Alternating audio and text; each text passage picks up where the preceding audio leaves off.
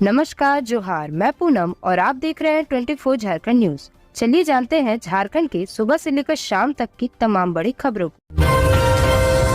23 नवंबर को सुबह 8 बजे से शुरू होगी गिनती, 9:30 बजे से आने लगेगा रुझान।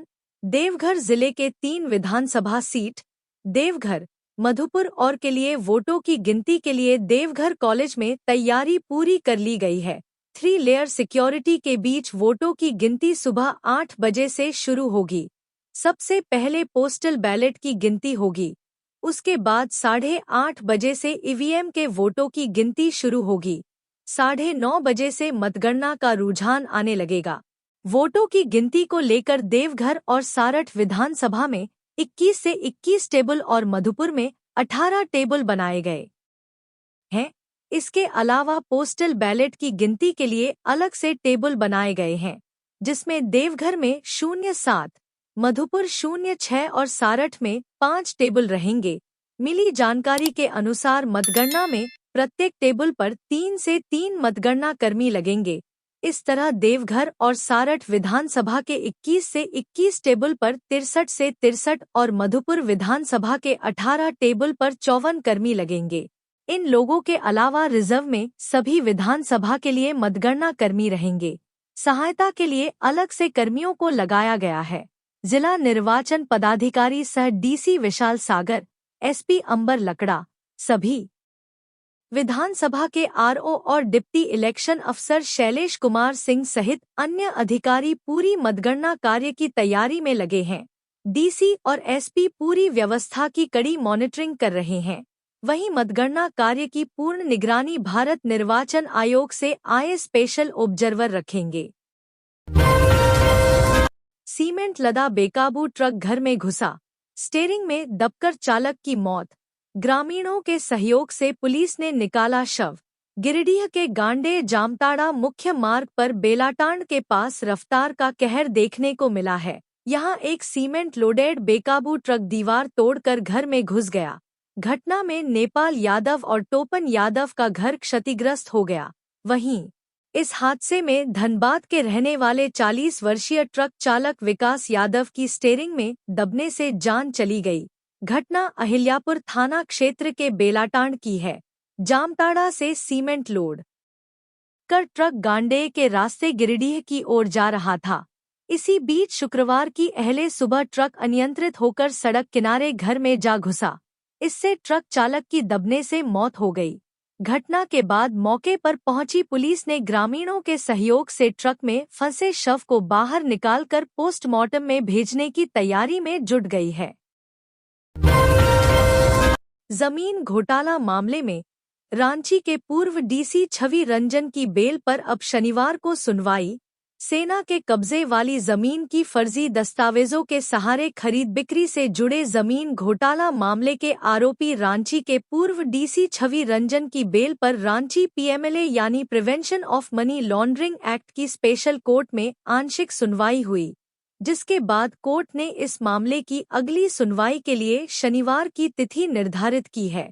एड ने इस संबंध में कांड संख्या 1/2023 दर्ज किया है। दरअसल जमीन घोटाले की अब तक की जांच में अमित अग्रवाल, दिलीप घोष, रांची के पूर्व उपायुक्त छवि रंजन, बड़गाई अंचल के राजस्व उप निरीक्षक भानु प्रताप प्रसाद, कथित रैयत प्रदीप बागची, जमीन कारोबारी अफसर अली, इम्तियाज खान, तलहा खान, फैयाज खान व मोहम्मद सद्दाम को गिरफ्तार कर चुकी है। सभी आरोपी फिलहाल न्यायिक हिरासत में हैं। चुनाव मतगणना के दौरान बदले ट्रैफिक रूट, इन वाहनों पर लगाई गई रोक। 23 नवंबर को झारखंड विधानसभा चुनाव के नतीजे आने वाले हैं। मतगणना रांची के पंडरा बाजार समिति प्रांगण में होगी। इसे देखते हुए ट्रैफिक पुलिस ने रूट में कई बदलाव किए हैं, ताकि भीड़ और ट्रैफिक जाम से बचा जा सके। साथ ही मतगणना स्थल पर ट्रैफिक व्यवस्था संभालने के लिए 25 से ज्यादा पुलिसकर्मी तैनात किए गए हैं। पंडरा बाजार के आसपास 23 नवंबर को सुबह 8 बजे से रात 8 बजे तक भारी वाहनों का प्रवेश पूरी तरह से बंद रहेगा। तिलता मोड़ और पिस्का मोड़ से आने वाले भारी वाहनों को रूट डाइवर्ट कर दिया जाएगा। पंडरा बाजार समिति के मुख्य गेट से 100 मीटर के दायरे में सड़क ब्लॉक कर दी जाएगी। सुबह 6 बजे से रात 8 बजे तक तिलता चौक, पिस्का मोड़ और रिंग रोड पर छोटे मालवाहक वाहन, ई रिक्शा और बसें नहीं चलेंगी। दोपहर 2 बजे से रात 9 बजे तक रांची शहर में सभी छोटे बड़े मालवाहक वाहनों का प्रवेश वर्जित रहेगा। रातू के तिलता मोड़ से पिस्का मोड़ की ओर जाने वाले भारी वाहनों को दलादिली और काके की तरफ मोड़ा जाएगा। न्यू मार्केट से पिस्का मोड़ होते हुए रातू की ओर जाने वाले वाहनों को कटहल मोड़ की ओर डाइवर्ट किया जाएगा। ट्रैफिक पुलिस ने लोगों से अपील की है कि विजय जुलूस के समय कुछ रास्तों को अल्प समय के लिए बंद या डाइवर्ट किया जा सकता है। ऐसे में जरूरी हो तो ही घर से निकलें और रूट चार्ट देखकर सफर करें। सांसद दीपक प्रकाश को मिली महत्वपूर्ण जिम्मेदारी, विशेषाधिकार समिति के सदस्य बनाए गए। झारखंड भाजपा के पूर्व प्रदेश अध्यक्ष और राज्यसभा सांसद दीपक प्रकाश को राज्यसभा में बड़ी जिम्मेदारी दी है। दीपक प्रकाश को राज्यसभा की महत्वपूर्ण संसदीय कमेटी विशेषाधिकार समिति का सदस्य बनाया गया है। राज्यसभा के उपसभापति हरिवंश इसके अध्यक्ष होंगे। इस कमेटी में अध्यक्ष समेत कुल 10 सदस्य होंगे।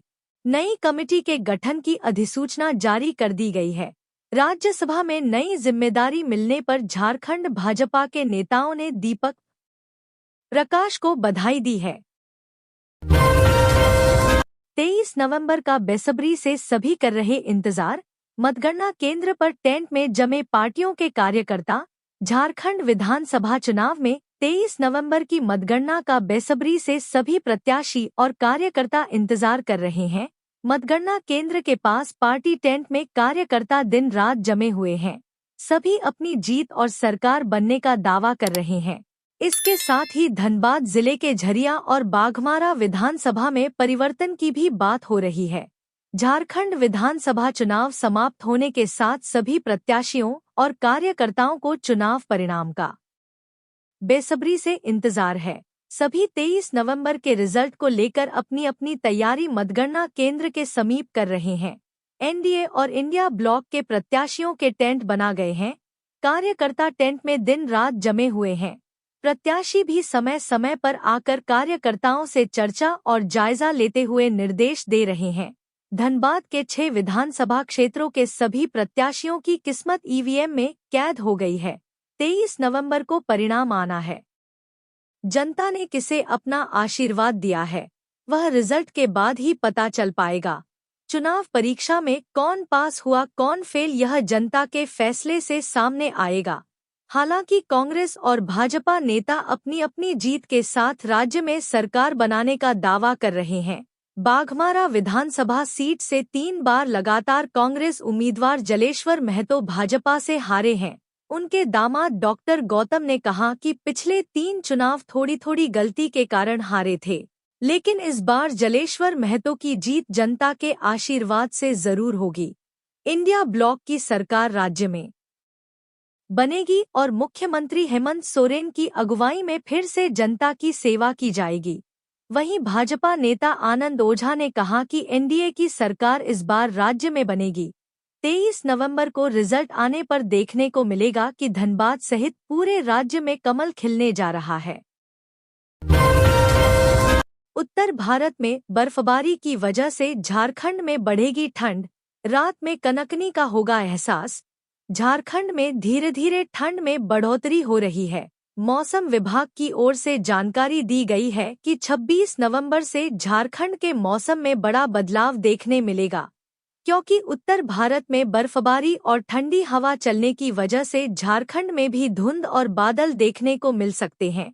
वहीं रात के समय कनकनी बढ़ सकती है। वहीं पिछले 24 घंटे में रांची के मौसम की बात की जाए तो रांची का न्यूनतम तापमान 14.4 डिग्री सेल्सियस रहा। आज झारखंड के अधिकतम जिलों का न्यूनतम तापमान शुष्क रहेगा। सुबह के समय घना कोहरा देखने को मिला, वहीं दोपहर में अच्छी खासी धूप खिलेगी, लेकिन ठंडी हवा चलने की वजह से लोगों को रात के समय काफी ठंड का एहसास होगा। वहीं मौसम विभाग की माने से 26 नवंबर तक झारखंड के मौसम में बदलाव देखने को मिलेगा। वहीं ठंड की वजह से कोहरा भी बढ़ सकता है। जीत के जश्न में लहराया हथियार तो होगी कार्रवाई। मतगणना केंद्र पर 3 स्तर पर सुरक्षा व्यवस्था। विधानसभा चुनाव के जीत के जश्न में हथियार लहराया गया तो पलामू जिला प्रशासन कार्रवाई करेगी। विजय जुलूस पर प्रशासन की निगरानी रहेगी एवं बाद में इसे चुनावी खर्च में शामिल भी कर दिया जाएगा। विधानसभा चुनाव की मतगणना शनिवार को होनी है। पलामू के 5 विधानसभा क्षेत्र की मतगणना GLA कॉलेज परिसर में होगी। मतगणना की तैयारी पलामू जिला प्रशासन ने पूरी कर ली है। शुक्रवार को मतगणना को लेकर फुल ड्रेस रिहर्सल का आयोजन किया गया। फुल ड्रेस रिहर्सल में पलामू DC शशिरंजन, सभी ऑब्जर्वर एवं RO मौजूद थे। मतगणना की प्रक्रिया सुबह 7:30 बजे से शुरू होगी। सबसे पहले डाक मत पत्रों की गिनती होनी है। 8 बजे स्ट्रांग रूम खोला जाएगा एवं से गिनती की शुरुआत होगी। मतगणना का पहला रुझान 9 बजे के करीब आने की उम्मीद है। विधानसभा चुनाव के मतगणना केंद्र पर 3 स्तर पर सुरक्षा व्यवस्था की गई है। मतगणना केंद्र के बाहर CRPF, इसके बाहरी सुरक्षा में जैप एवं तीसरे एवं अंतिम लेयर में पलामू जिला बल तैनाती की गई है। मतगणना के दौरान 1000 से भी अधिक जवानों को तैनात किया गया है। पलामू में 5 विधानसभा सीट हैं, जहां 86 प्रत्याशी चुनाव मैदान में है। डाल्टनगंज विधानसभा सीट की 20 राउंड जबकि पांकी, हुसैनाबाद, छतरपुर एवं विश्रामपुर की मतगणना 19 से 19 राउंड में होगी। मतगणना के लिए 22 से 22 टेबल बनाए गए हैं। झारखंड चुनाव में मैया सम्मान और गोगोदीदी योजना का खूब हुआ जिक्र। झारखंड विधानसभा की 81 सीटों के लिए 23 नवंबर को मतों की गिनती होनी है। तैयारियां पूरी कर ली गई हैं। सभी मतगणना केंद्रों को सुरक्षा किले में तब्दील कर दिया गया है। लिहाजा कुछ घंटों के भीतर साफ हो जाएगा कि हेमंत सोरेन फिर CM बनेंगे या किसी और के सिर ताज सजेगा। सारा खेल इस बात पर निर्भर करेगा कि आधी आबादी की कृपा किस पर ज्यादा बरसी है, क्योंकि पूरे चुनाव के दौरान महिलाओं से जुड़ी 2 योजनाएं छाई रहीं। CM हेमंत के नेतृत्व में इंडिया ब्लॉक ने मैया सम्मान योजना को जोरशोर से उठाया तो भाजपा भी पीछे नहीं रही। पार्टी ने गोगो दीदी योजना की घोषणा कर दी। भरोसा दिलाया कि भाजपा के नेतृत्व वाली NDA की सरकार बनते ही महिलाओं को सम्मान राशि के तौर पर हर माह की 10 तारीख को 2100 रुपए दिए जाएंगे। इस योजना का जिक्र PM मोदी और गृह मंत्री अमित शाह से लेकर तमाम बड़े नेताओं ने किया। इंडिया ब्लॉक का नेतृत्व कर रहे CM हेमंत सोरेन ने अपनी हर सभा में मैया सम्मान योजना का जिक्र किया। भरोसा दिलाया कि दोबारा सरकार बनते ही 1000 रुपया प्रति माह मिलने वाली राशि को 2500 रुपया प्रति माह कर दिया जाएगा। इस योजना का लाभ 18 से 50 साल तक की महिलाओं को दिया जाता है। इस योजना पर सबसे ज्यादा फोकस गांडेय की झामुमो विधायक सह CM हेमंत की पत्नी कल्पना सोरेन ने किया। उन्होंने अलग अलग फेज में मैया सम्मान यात्रा भी निकाली। जवाब में भाजपा के सभी नेता 2019 के चुनाव के समय हेमंत के अधूरे वादों को गिनाते रहे। कहते रहे कि कैसे चूल्हा खर्चा के नाम पर हर माह 2000 रुपया देने की बात कही थी, लेकिन नहीं दिया। अब मैया सम्मान के नाम पर महिलाओं को छल रहे हैं। सबसे पहले तोरपा, आखिर में चतरा का आएगा रिजल्ट। शनिवार सुबह 9:30 बजे पहला रुझान, शाम तक क्लियर होगा झारखंड में किसकी सरकार बनेगी। झारखंड विधानसभा चुनाव की मतगणना शनिवार सुबह 8 बजे शुरू होगी। राज्य के सभी 24 जिला मुख्यालयों में मतगणना केंद्र बनाए गए हैं। सबसे पहले पोस्टल बैलेट की गिनती होगी। 8:30 बजे से EVM के वोटों की गिनती शुरू की जाएगी। अगर 8:30 बजे तक पोस्टल बैलेट की गिनती पूरी नहीं हुई तो वह जारी रहेगी, पर इसके लिए EVM के वोटों की गिनती नहीं रोकी जाएगी। सुबह 9 बजे से रुझान आने लगेंगे। पहले पोस्टल बैलेट के रुझान आएंगे, फिर 9:30 बजे पहले राउंड का रिजल्ट आएगा। सबसे पहले तोरपा और सबसे आखिर में चतरा विधानसभा का रिजल्ट आएगा, क्योंकि तोरपा में सबसे कम 13 राउंड और चतरा में सबसे अधिक 27 राउंड की गिनती होगी। पोस्टल बैलेट की गिनती और ईवीएम के वोटों की गिनती के लिए अलग अलग हॉल बनाए गए हैं। सभी पोस्टल बैलेट संबंधित विधानसभा क्षेत्रों में भेजे गए हैं। काउंटिंग हॉल में लगे टेबल, पोलिंग स्टेशन की संख्या और मतगणना राउंड को देखें तो सबसे पहले तोरपा का रिजल्ट आएगा, तो सबसे बाद में चतरा का परिणाम आएगा। तोरपा विधानसभा क्षेत्र की काउंटिंग 13 राउंड में समाप्त हो जाएगी। यहां पर 252 पोलिंग स्टेशन के वोटों की गिनती के लिए 20 टेबल लगाए गए हैं। चतरा विधानसभा क्षेत्र का परिणाम 27वें राउंड के बाद आएगा। यहां के 475 पोलिंग स्टेशन के वोटों की गिनती के लिए 18 टेबल लगाए गए हैं।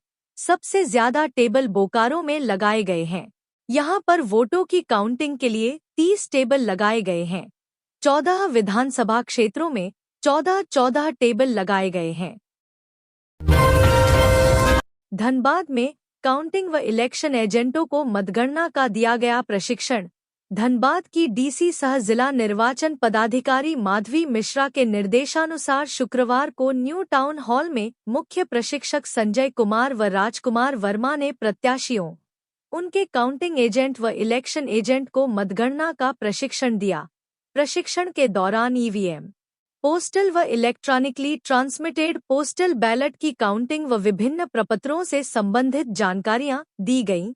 मतगणना स्थल पर मोबाइल फोन सहित किसी प्रकार के इलेक्ट्रॉनिक उपकरण ले जाने पर प्रतिबंध रहेगा। मतगणना सुबह 8 बजे से शुरू होगी। हर राउंड में कंट्रोल यूनिट और फॉर्म 17C से ही गणना की जाएगी। हर टेबल पर फ्लो चार्ट से मिलान किया जाएगा। आखिरी में प्रत्येक विधानसभा से रैंडमली 5 बूथ की लॉटरी के माध्यम से वीवीपैट स्लिप की गणना की जाएगी। काउंटिंग समाप्त होने के बाद ही काउंटिंग एजेंट मतगणना हॉल को छोड़ेंगे। मुख्य प्रशिक्षक ने बताया कि चुनाव आयोग के दिशानिर्देशों का पालन करते हुए निर्वाची पदाधिकारी की अनुमति मिलने के बाद ही कोई कार्य करना है। 2 स्तरीय सुरक्षा व्यवस्था में सभी ईवीएम स्ट्रांग रूम में सील। पोस्टल बैलेट की गिनती के बाद बढ़ेगा मतदान प्रतिशत। मुख्य निर्वाचन पदाधिकारी के रवि कुमार ने कहा है कि 2 स्तरीय सुरक्षा व्यवस्था में सभी ईवीएम स्ट्रांग रूम में स्क्रूटनी के बाद सील कर दिए गए हैं। पहले स्तर की सुरक्षा केंद्रीय अर्धसैनिक बल के जिम्मे है। दूसरे स्तर की सुरक्षा व्यवस्था राज्य सशस्त्र बल के जवान संभाल रहे हैं। उन्होंने कहा कि मतगणना के दिन 2 स्तरीय सुरक्षा व्यवस्था 3 स्तरीय हो जाएगी। तीसरे स्तर की सुरक्षा व्यवस्था राज्य पुलिस के जिम्मे होगा। वह गुरुवार को निर्वाचन सदन धुरवा में पत्रकार वार्ता कर रहे थे। उन्होंने बताया कि दूसरे चरण में कुल 68.95% मतदान हुआ है। पोस्टल बैलेट की गिनती के बाद मतदान प्रतिशत में और इजाफा होगा। उन्होंने बताया कि दोनों चरणों के मतदान का प्रतिशत 67.74 रहा है। मतदान में पुरुषों की अपेक्षा महिला मतदाताओं ने ज्यादा मतदान किया है।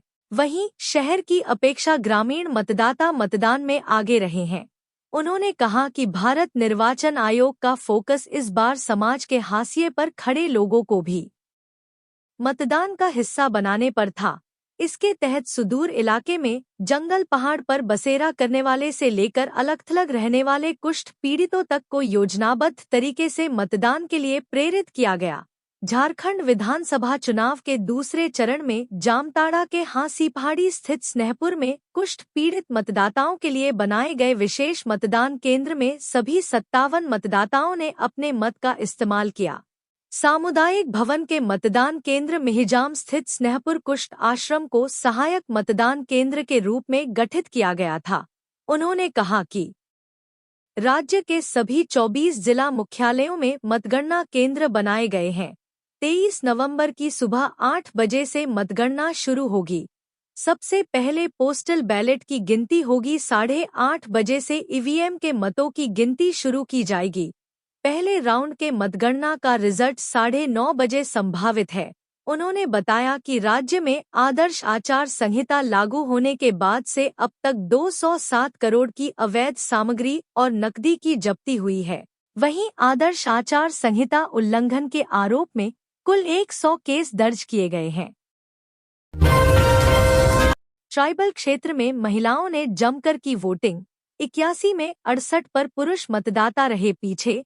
झारखंड विधानसभा चुनाव के दूसरे चरण में भी महिलाओं ने जमकर भागीदारी निभाई है।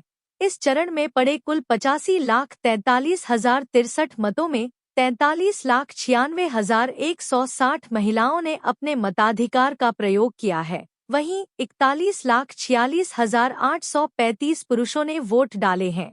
चुनाव आयोग के आंकड़ों के अनुसार इस चरण में 38 विधानसभा क्षेत्र में 20 नवंबर को हुए मतदान में कुल 68.95% वोटिंग हुई है। दूसरे चरण में 38 सीटों में 31 पर वोटिंग करने में महिलाएं आगे रही हैं। इसी तरह अगर झारखंड विधानसभा के सभी 81 सीटों पर नजर दौड़ाएं तो 68 सीटों पर पुरुषों की अपेक्षा महिलाओं ने अधिक वोट किया है। पहले चरण में 43 सीटों पर मतदान हुआ था, जिसमें 37 सीटों पर पुरुषों की अपेक्षा महिलाओं ने अधिक भागीदारी निभाते हुए मतदान किया।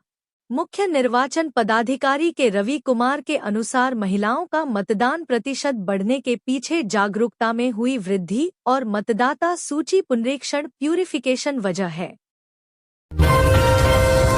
प्रतिबंधित मांस ले जा रहे वाहन को लोगों ने पकड़ा, पुलिस ने किया गिरफ्तार। गिरिडीह में प्रतिबंधित मांस लेकर जा रहे एक टोटो को बाभनटोली और बरवाडीह के पास लोगों ने पकड़कर पुलिस के हवाले कर दिया। मामला दूसरा रूप लेने से पहले गिरिडीह नगर थाना पुलिस भी घटनास्थल पहुंचकर मामले की जांच में जुट गई है और प्रतिबंधित मांस से लोड टोटो और उसके ड्राइवर को दबोचकर नगर थाना ले गई। वहीं अब उससे पूछताछ किया जा रहा है। पूछताछ के बाद उसे जेल भेजने की प्रक्रिया में पुलिस जुटी हुई है। जानकारी के मुताबिक इस टोटो में प्रतिबंधित मांस ले जाया जा रहा था। टोटो में करीब 3 किलो प्रतिबंधित मांस लोड था। टोटो की दोनों सीटों में छिपाकर मांस बरवाडीह ले जाया जा रहा था। इस दौरान टोटो ने एक बच्चे को टक्कर मार दी। इसके बाद स्थानीय लोगों ने टोटो को घेर लिया। वहां मौजूद लोगों टोटो से कुछ बदबू आई तो लोगों को शक हुआ। इसके बाद जब लोगों ने टोटो की जांच की तो सीट के नीचे मांस दबा देखा। इसके बाद लोगों ने पूरी घटना की जानकारी नगर थाना पुलिस को दी। घटना की सूचना मिलने के बाद नगर थाना पुलिस और मुफस्सिल थाना पुलिस भी मौके पर पहुंची और मामले को शांत करवाया। पुलिस ने आरोपी चालक को गिरफ्तार कर लिया है और टोटो और प्रतिबंधित मांस को जब्त कर लिया। उषा मार्टिन लीज गड़बड़ी मामले में रिटायर्ड आईएएस अरुण कुमार को सीबीआई कोर्ट ने जारी किया समन। उषा मार्टिन लीज घोटाल मामले से जुड़ी अहम खबर सामने आ रही है। सीबीआई कोर्ट ने इस मामले में रिटायर्ड आईएएस अरुण कुमार के खिलाफ समन जारी किया है। मिली खबर के मुताबिक रांची सीबीआई की विशेष कोर्ट ने पूर्व स्वास्थ्य सचिव और रिटायर्ड आईएएस अधिकारी अरुण कुमार सिंह के खिलाफ समन जारी किया है।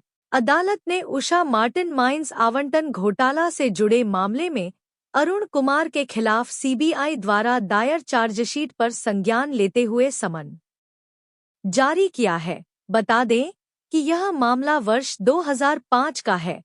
इसी साल उषा मार्टिन को माइंस आवंटन में हुए कथित भ्रष्टाचार से जुड़ा है, जिसमें अरुण सिंह के अलावा तत्कालीन खनन निदेशक इंद्रदेव पासवान समेत 3 अन्य भी आरोपी बनाए गए हैं। अन्य 3 लोगों में उषा मार्टिन कंपनी के प्रबंधन के लोग शामिल हैं। सीबीआई ने डीओपीटी यानी डिपार्टमेंट ऑफ पर्सनल और ट्रेनिंग से मुकदमा दर्ज करने की अनुमति मांगी थी। अब लगभग 1 वर्ष बाद भी मुकदमा दर्ज करने की स्वीकृति करने की अनुमति नहीं मिलने के बाद कोर्ट ने खुद संज्ञान लिया है। 2005 में उषा मार्टिन कंपनी को पश्चिमी सिंहभूम जिले के घाटकुरी में एक लौह अयस्क खदान आवंटित की गई थी। इसमें कथित अनियमितता की शिकायत की गई है। 7 लाख रुपए के अफीम के साथ 3 तस्कर गिरफ्तार, आरोपियों में एक महिला भी शामिल। चंडीगढ़ ले जाने के दौरान पकड़े गए। डाल्टनगंज रेलवे स्टेशन से 7.5 लाख रुपए के अफीम के साथ 3 तस्करों को रेलवे सुरक्षा बल ने गिरफ्तार किया है। यह कार्रवाई ऑपरेशन नारकोश के तहत की गई। गिरफ्तार अफीम तस्कर 55 वर्षीय ज्ञानती देवी, 26 वर्षीय नागेंद्र पासवान और 40 वर्षीय वीरेंद्र साव तरहसी थाना क्षेत्र के गोइंदी गांव के रहने वाले हैं। 1.5 किलो अफीम लेकर तीनों चंडीगढ़ पहुंचाने जा रहे थे। लंबे समय से तीनों इस नशे के कारोबार से जुड़े हुए हैं। 1 माह पहले भी तीनों ने अफीम की खेप चंडीगढ़ पहुंचाई थी। नशे के ये कारोबारी ट्रेन बदल बदल कर चंडीगढ़ जाते हैं। चंडीगढ़ के अफीम तस्कर के लिए ये हैंडलर का काम करते हैं। रेल पुलिस को पूछताछ में उन्होंने पलामू से पंजाब तक अफीम तस्करी के नेटवर्क की जानकारी दी है। गुरुवार को गांव से अफीम लेकर तीनों डाल्टनगंज रेलवे स्टेशन पहुंचे थे। पैसेंजर ट्रेन से इन्हें बनारस जाना था। बनारस से दूसरी ट्रेन पकड़कर आगे जाते। रेलवे सुरक्षा बल के गढ़वा रोड पोस्ट निरीक्षक प्रभारी बनारसी यादव के नेतृत्व में पुलिस टीम स्टेशन पर गश्ती पर थी। इन्हें अफीम लेकर जाने की जानकारी मिली। प्लेटफॉर्म नंबर 1 पर तीनों तस्कर ट्रेन के इंतजार में थे। सुरक्षा बलों ने इनके बैग की तलाशी ली तो अफीम मिला। इसकी अनुमानित कीमत 7.5 लाख रुपए है। एनडीपीएस एक्ट के तहत इन पर प्राथमिकी दर्ज की गई है। चतरा में युवक की मौत पर लोगों ने किया बवाल, थाना में तोड़फोड़, 35 पर एफआईआर दर्ज। झारखंड के चतरा जिले में युवक की मौत पर लोगों ने जमकर बवाल किया है। यहां के प्रतापपुर थाना क्षेत्र के रामपुर गांव में स्थित देवी मंडप के पास बुधवार को ट्रैक्टर की चपेट में आने से एक बाइक सवार की मौत हो गई। मृतक की पहचान कारूडीह के रहने वाले इंदर यादव के 25 वर्षीय बेटे दिनेश यादव के रूप में हुई है। वहीं इस घटना में एक अन्य युवक पप्पू यादव घायल हो गया। इसके बाद घटना के विरोध में ग्रामीणों ने जमकर बवाल किया। इस दौरान लोगों ने पुलिस की गाड़ी और प्रतापपुर थाना में तोड़फोड़ की। साथ ही कुछ फाइलों को भी आग के हवाले कर दिया। अब इस मामले में पुलिस ने केस दर्ज किया है। इसमें 35 लोगों को नामजद और 50 अन्य अज्ञातों को आरोपी बनाया गया है। इसके साथ ही कार्रवाई भी शुरू कर दी है। मिली जानकारी के मुताबिक मृतक की मौत जिस ट्रैक्टर से हुई, उनकी पहचान गोमे गांव निवासी मुकेश सिंह के रूप में की गई है। मामले में आक्रोशित ग्रामीणों ने पुलिस टीम के साथ घटनास्थल पर पहुंचे प्रतापपुर थाना प्रभारी कासिम अंसारी का विरोध किया। वहीं जब पुलिस ने शव को कब्जे में लेने का प्रयास किया तो ग्रामीणों ने पुलिस की गाड़ी में तोड़फोड़ की। इसके बाद आक्रोशित ग्रामीणों ने थाना पहुंचकर भी हंगामा किया। वहीं स्थिति को नियंत्रित करते हुए पुलिस ने दिनेश के शव कब्जे में लिया और चतरा सदर अस्पताल पोस्टमार्टम के लिए भेजा। इसके साथ ही घायल पप्पू यादव को सामुदायिक स्वास्थ्य केंद्र में भर्ती कराया गया। यहां इलाज के बाद उसे छुट्टी दे दी गई। रांची में रद्द होगा 160 हथियारों का लाइसेंस, नोटिस जारी। झारखंड की राजधानी रांची में 160 हथियारों का लाइसेंस रद्द किया जाएगा। रांची पुलिस द्वारा इन लाइसेंसी हथियारों के अधिकार को रद्द करने की सिफारिश की गई है। वहीं इस पर रांची डीसी ने निर्देश दिया है कि ऐसे सभी लाइसेंसियों को अंतिम शौकौत जारी कर 22 नवंबर तक जवाब दाखिल किया जाए। साथ ही संतोषजनक जवाब नहीं प्राप्त होने पर सभी हथियारों के लाइसेंस रद्द किए जाएंगे। इस मामले में बताया जा रहा है कि प्रशासन ने विधानसभा चुनाव के मद्देनजर लाइसेंसी हथियार धारकों को संबंधित थाना या शस्त्रत विक्रेता के पास लाइसेंस जमा करने का आदेश दिया था, लेकिन करीब 160 लाइसेंसी हथियारधारकों ने अपने हथियार नहीं जमा किए और इसके पीछे का कारण भी नहीं बताया। इसके बाद रांची पुलिस ने इन लोगों को पहले भी स्पष्टीकरण जारी कर हथियार जमा करने को कहा था, मगर स्पष्टीकरण जारी किए जाने के बाद भी ऐसे लोगों ने अपने हथियार जमा नहीं कराए। इसी कारण अब एसएसपी कार्यालय ने इन हथियारों के लाइसेंस रद्द करने की सिफारिश डीसी को भेजी है।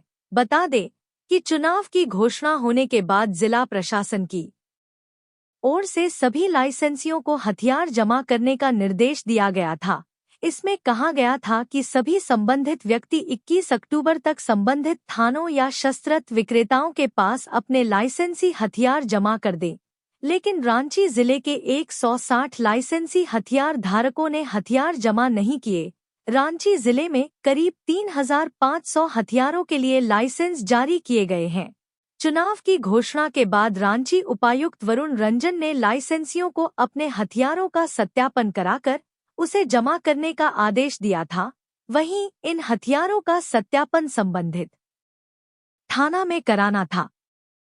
तो ये थी आज की झारखंड की टॉप बड़ी खबरें। इसी तरह झारखंड की हर छोटी सी बड़ी खबर देखने के लिए आप हमारे चैनल 24 झारखंड न्यूज को सब्सक्राइब करके बेल आइकन प्रेस कर ले, जिससे झारखंड की हर छोटी सी बड़ी खबर की अपडेट आप तक पहुंचता रहे। तो आज के लिए बस इतना ही। हमें दीजिए इजाजत, फिर मिलते हैं नेक्स्ट न्यूज में।